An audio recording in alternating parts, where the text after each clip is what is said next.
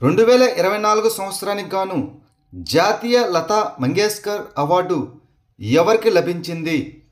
శంకర్ ఎహసాన్ లాయ్.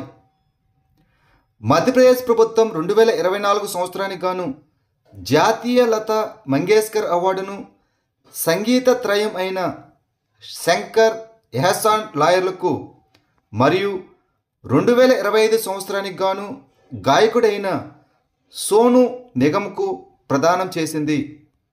2025 సంవత్సరంలో business line change maker of the year అవార్డును అందుకున్న సంస్థ ఏది?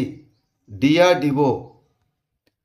సెప్టెంబర్ 2025లో defence research and development organisation DRDO స్వదేశీ వ్యూహాత్మక సాంకేతికతలకు అందించిన సేవలకు గాను బిజినెస్ లైన్ చేంజ్ మేకర్ అవార్డ్స్లో change maker of the year అవార్డుతో సత్కరించబడింది.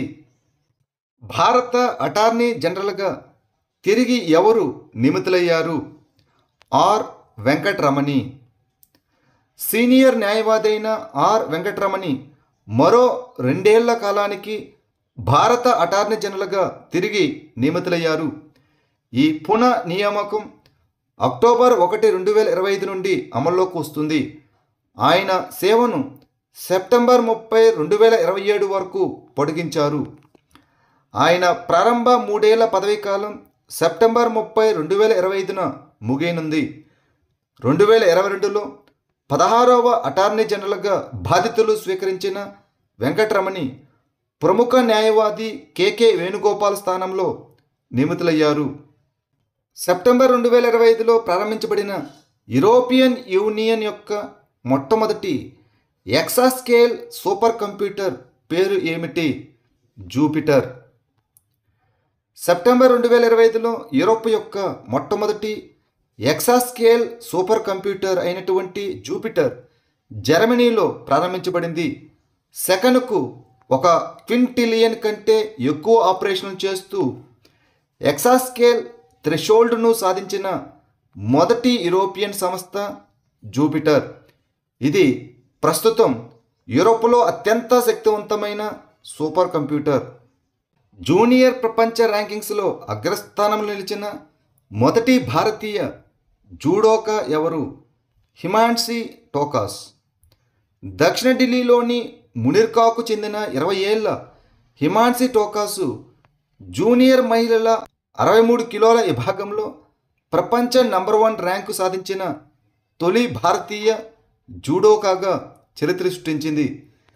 సెప్టెంబర్ 13, 2025న ఇండోనేషియాలోని జకార్తాలో జరిగిన ఆసియా జూనియర్ ఛాంపియన్షిప్లో ఆమె స్వర్ణ పతకాన్ని గెలుచుకుంది.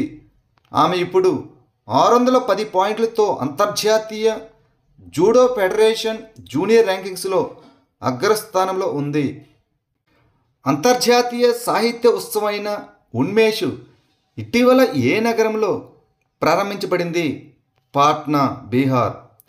అంతర్జాతీయ సాహిత్య ఉత్సవం ఉన్మేష్ యొక్క 3వ ఎడిషన్ సెప్టెంబర్ 26న పాట్నాలోని జ్ఞాన భవన్లో ప్రారంభమైంది. ఈ ఉత్సవాన్ని సాంస్కృతిక మరియు సాహిత్య అకాడమీ మంత్రిత్వ శాఖ నిర్వహిస్తున్నది. ఇటీవల 10 సంవత్సరాలు పూర్తి చేసుకున్న భారతదేశపు మొట్టమొదటి అంతరిక్ష ఖగోళ శాస్త్ర అబ్జర్వేటరీ పేరు ఏమిటి? ఆస్ట్రోసాట్.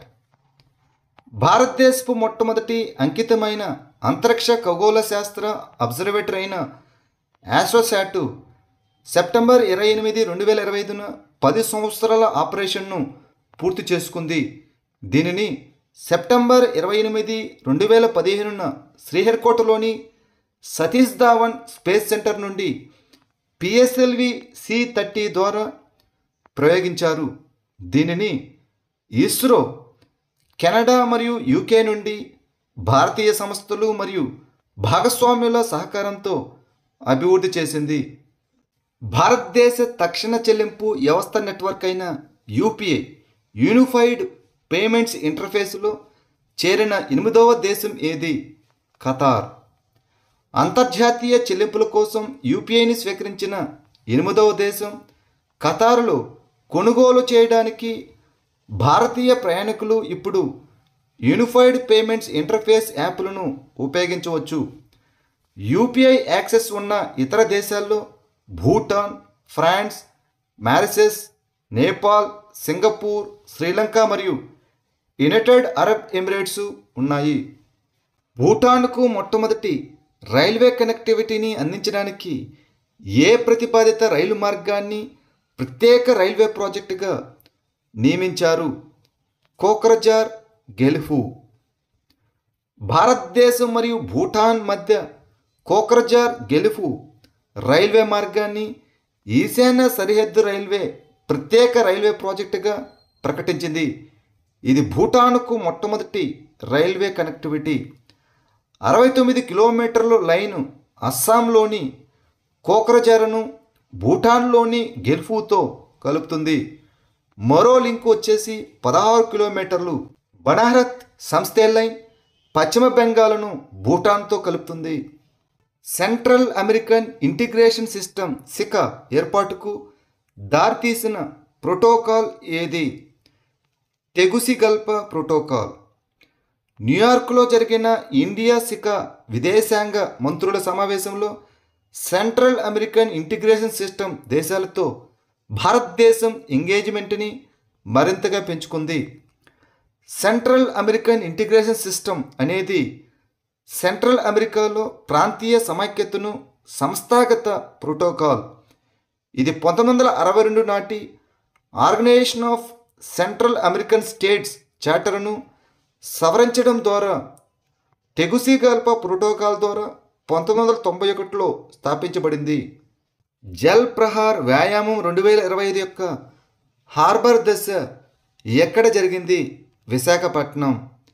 భారత నావికాదళం ఇటీవల తూర్పు సముద్ర తీరంలో భారత సైన్యంతో కలిసి జల్ ప్రహార్ 2025 ఉమ్మడి విన్యాసాన్ని ముగించింది. ఇది రెండు దళాల మధ్య సినర్జీ మరియు పరస్పర సామర్థ్యాన్ని బలోపేతం చేయడానికి 2 సంవత్సరాలకు ఒకసారి నిర్వహించే ఉమ్మడి ఉభయచర విన్యాసం. కార్యాచరణ సంసిద్ధత, సముద్ర భద్రత మరియు జాతీయ రక్షణ సామర్థ్యాలను పెంపొందించడం ఈ విన్యాసం యొక్క లక్ష్యం. సోడార్ అనగా sound detection and ranging system అనే సౌకర్యాన్ని ఏ సంస్థ రూపొందించి అభివృద్ధి చేసింది? CSIR advanced materials and processes పరిశోధన సంస్థ, భోపాల్.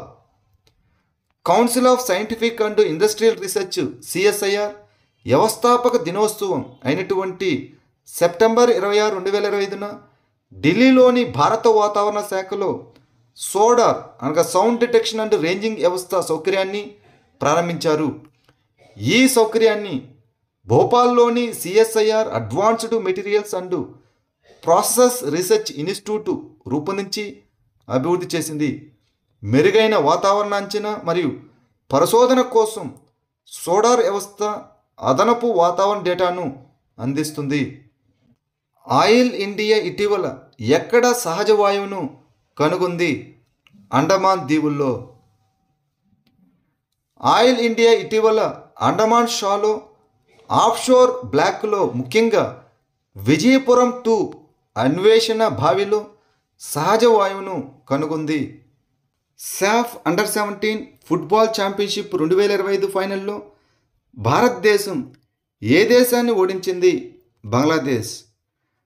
సెప్టెంబర్ 27, 2025న శ్రీలంకలోని కొలంబోలో జరిగిన సాఫ్ అండర్-17 ఛాంపియన్షిప్లో భారత్ బంగ్లాదేశ్ను 4-1 తేడాతో ఓడించి తమ 7వ సాఫ్ అండర్-17 ఛాంపియన్షిప్ కిరీటాన్ని కైవసం చేసుకుంది. పాలస్తీనా రాష్ట్ర హోదాను అధికారికంగా గుర్తించిన 3 దేశాలు ఏవి? బ్రిటన్, కెనడా మరియు ఆస్ట్రేలియా. న్యూయార్క్లో జరిగిన ఐక్యరాజ్య సమితి జనరల్ అసెంబ్లీ యుఎన్జిఏ సమావేశానికి ముందు బ్రిటన్, కెనడా మరియు ఆస్ట్రేలియా సెప్టెంబర్ 22, 2025న పాలస్తీనా రాష్ట్ర హోదాను అధికారికంగా గుర్తించాయి. పోర్చుగల్ కూడా గుర్తింపును ధృవీకరించింది. ఫ్రాన్స్ ఈ వారం యుఎన్ఓలో పాలస్తీనా రాష్ట్ర గుర్తింపుకు ఓటు వేస్తామని ప్రతిజ్ఞ చేసింది.